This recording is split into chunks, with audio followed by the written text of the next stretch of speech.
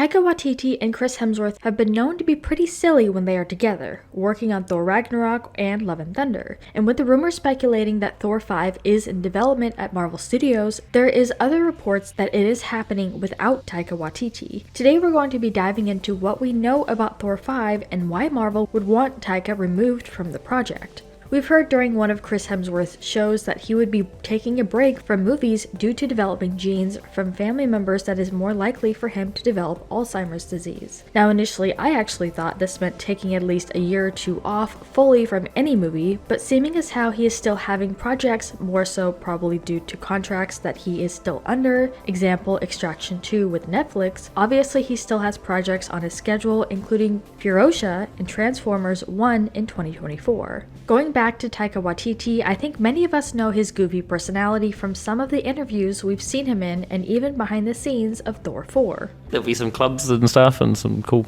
parties, especially for nudes. And Taika and we are doing Collider Ladies Night. Oh yes, we are. If you guys... Scrapper 142, the 142th Scrapper. Well, turns out this might be the reason Marvel decided to reportedly abandon Taika as far as having him on another project. Fans responded well to Ragnarok according to Marvel, therefore that's when they approached Taika and asked him to return to Thor 4. Hemsworth and Waititi had discussed what they would want in a potential fourth Thor film, and Hemsworth said that he would consider returning if there was another great script. Waititi was not interested in repeating what they did with Ragnarok, instead wanting to do, quote, something more interesting for myself to keep the whole thing ignited and to make sure that I'm feeling creatively stimulated. Understanding what went wrong with the film would be difficult, yet several people have pointed out that the director was given way too much creative freedom by Marvel after his successful renovation of Thor in Ragnarok. Hemsworth hoped that a future installment would have a drastically different tone that would close the book on the character. In June 2023, Hemsworth said informal conversations had discussed potential ideas for future appearances for the character. He also explained that he would want to return to Thor if all creatives were able to find another way to reinvent the character again to keep the experience a little unpredictable, in order to not become stale with audiences, which is kind of what started to happen with Love and Thunder. It was just too different. Having a Thor 5 without Taika might not be as bad as you may think. A lot of fans agree that not only was the film too different from the Thor character in previous conflicts, but it being too silly, maybe it is time to replace the director to revive the Thor character for his last run with Marvel. This is a love story here. Yeah. Was it a love at first sight love story, you two? I think so. It was, yeah. Yeah. I actually, I saw Boy, his beautiful film, many years ago, called my agent and said, can I meet up with him? We then had a coffee, and it was kind of the first time I'd done that.